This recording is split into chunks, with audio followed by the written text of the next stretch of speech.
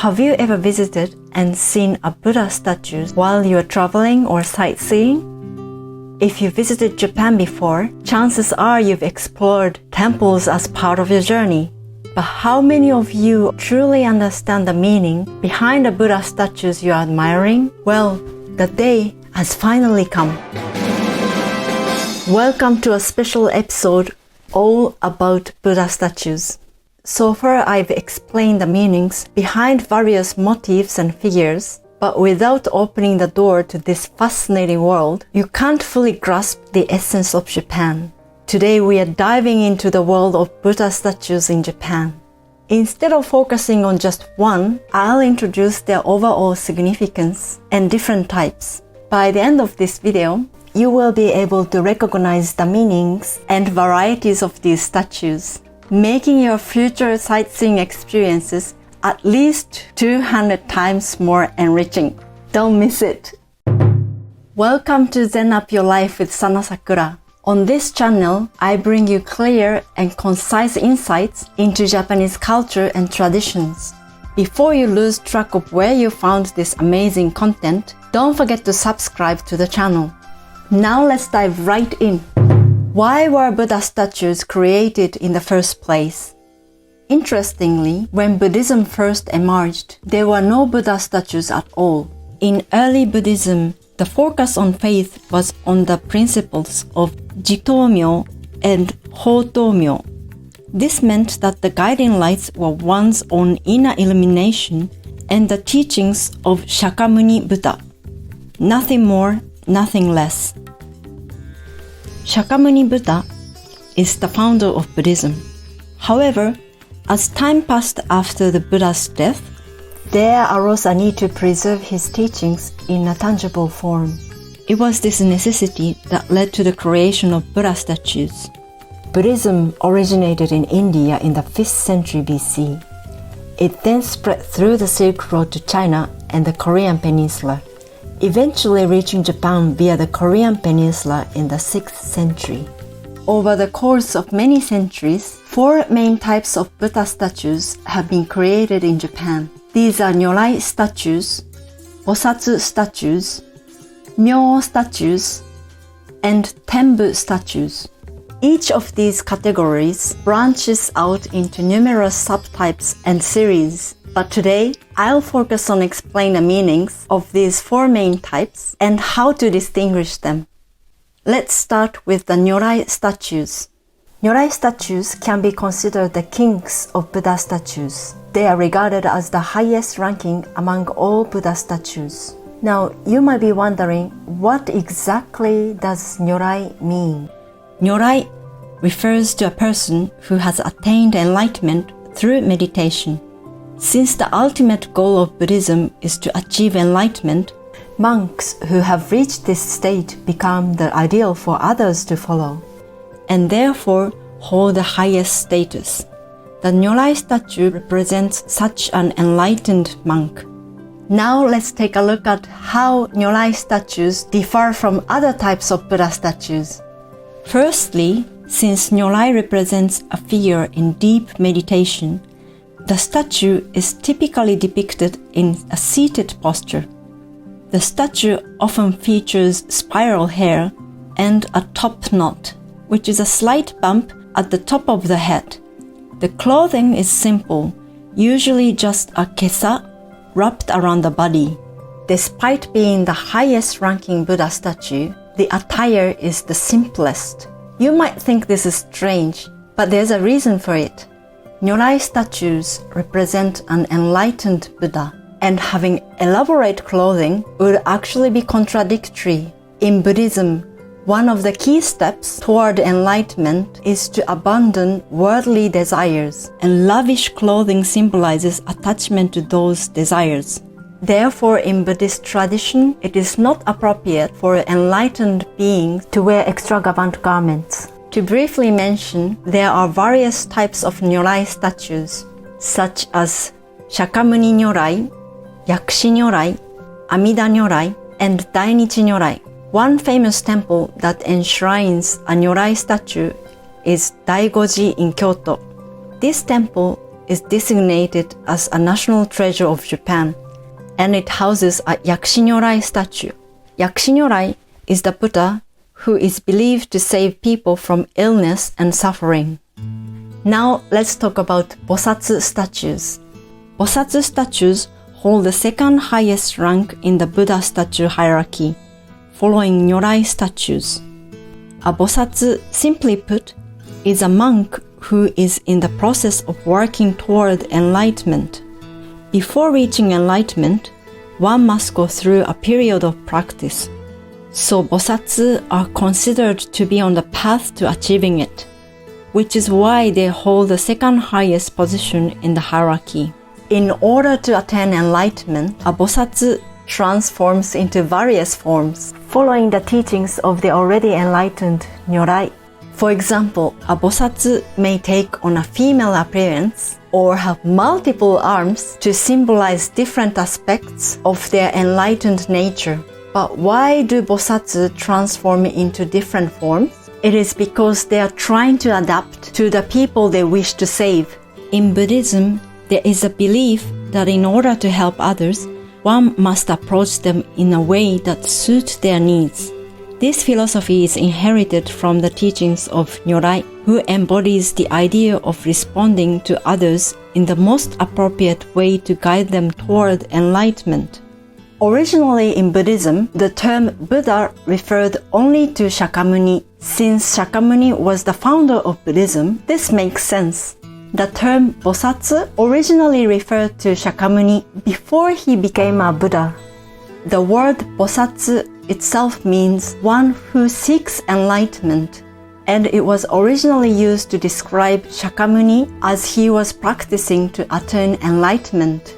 As Buddhism developed further, the term Bosatsu came to refer to beings who are on the path to enlightenment and have made a vow to remain in the world to help others. Let's take a look at the features that distinguish Bosatsu statues from other types of Buddhist statues.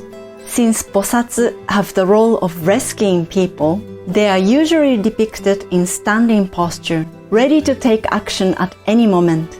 They wear jeweled crowns adorned with precious stones, have a small curled white hair known as byakugo on their foreheads, and are adorned with yoraku, necklace-like ornaments, as well as wansen, which resemble bracelets. Their hairstyles are often arranged in a high, elegant knot, representing long, tied-up hair. The clothing of Bosatsu statues reflects the era when Shakyamuni Buddha, the founder of Buddhism, was a prince of his kingdom. They wear tenne, a long flowing scarf draped over the shoulders, symbolizing the regal past. This slightly elaborate and glamorous attire is a defining feature of Bosatsu statues. Let me introduce a famous temple where a Bosatsu statue is enshrined, Koryuji Temple in Kyoto. This temple, designated as a national treasure of Japan, houses the statue of Miroku Bosatsuzo. According to Buddhist belief, Miroku Bosatsu will appear 5.67 billion years after the passing of Shakyamuni Buddha to save humanity. Many statues of Miroku Bosatsu were created during the 6th and 7th centuries, and they are known for their graceful posture. As a successor to Shakyamuni, Miroku holds a significant position in Buddhism. If you ever have a chance to visit, standing this masterpiece might leave you with a profound sense of inspiration or reflection. Myoo statues hold the third highest position among Buddhist statues. The Myoo are deities with a specific role to harshly reprimand people and rescue them from their earthly desires, or bonno, which can be simply described as human weakness or lapses in discipline. These statues represent dependable figures who are willing to take a strict approach to guide people toward enlightenment. Their approach is therefore highly distinctive and reflects their powerful and stern nature.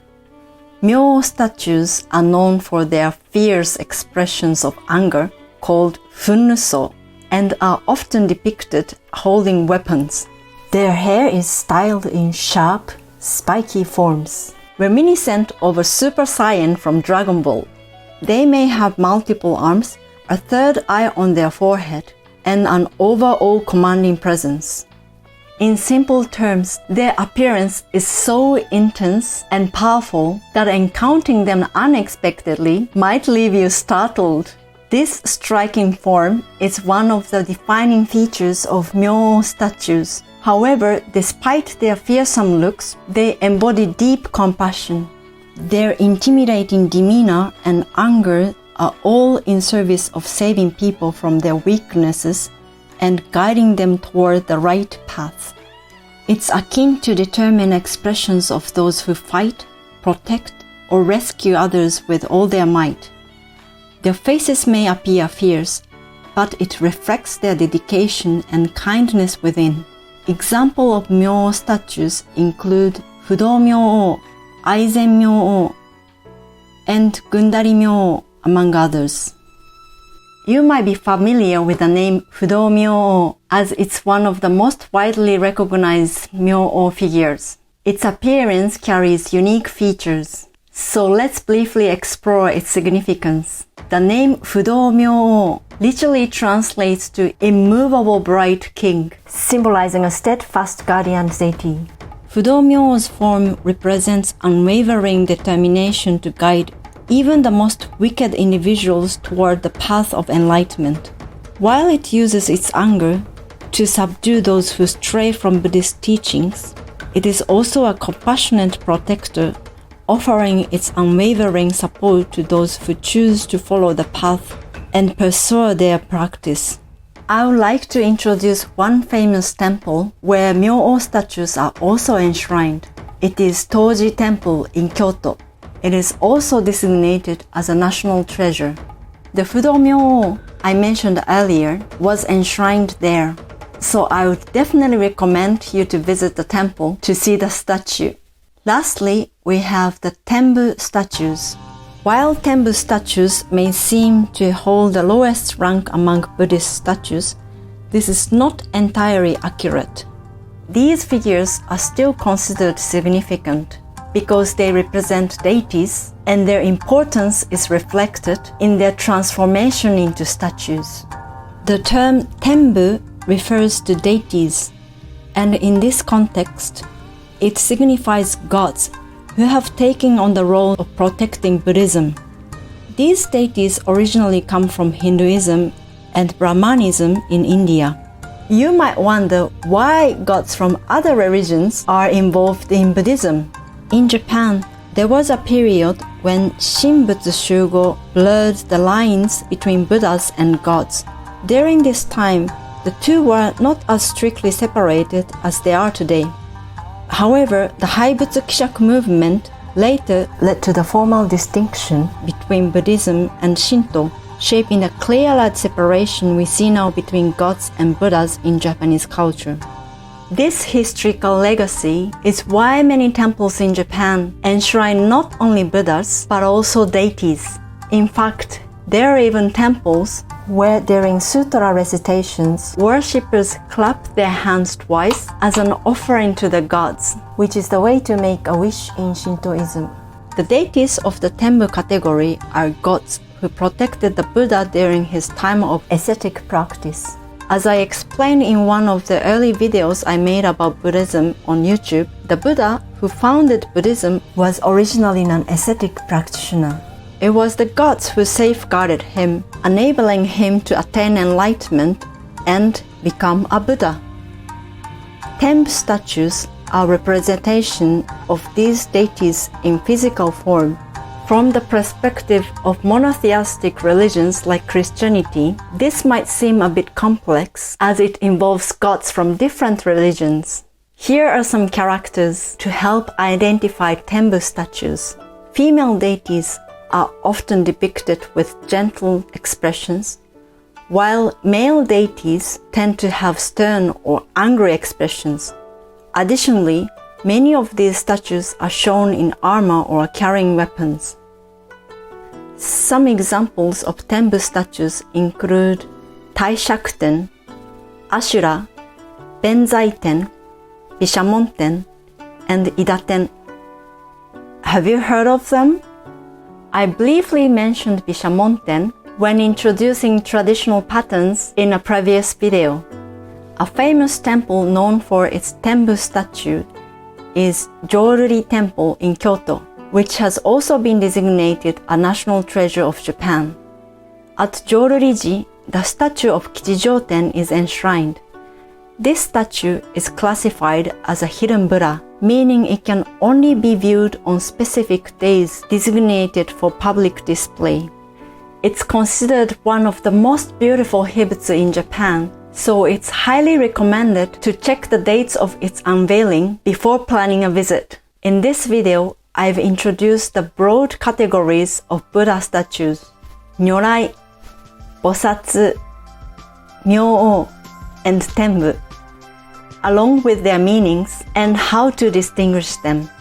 Beyond these general categories, there are more specific types of Buddha statues, each with its own unique significance and origins. So when you visit a temple, not only can you enjoy the overall appearance and atmosphere, but by researching the name and meaning of the particular statue you are admiring to, you can deepen your experience.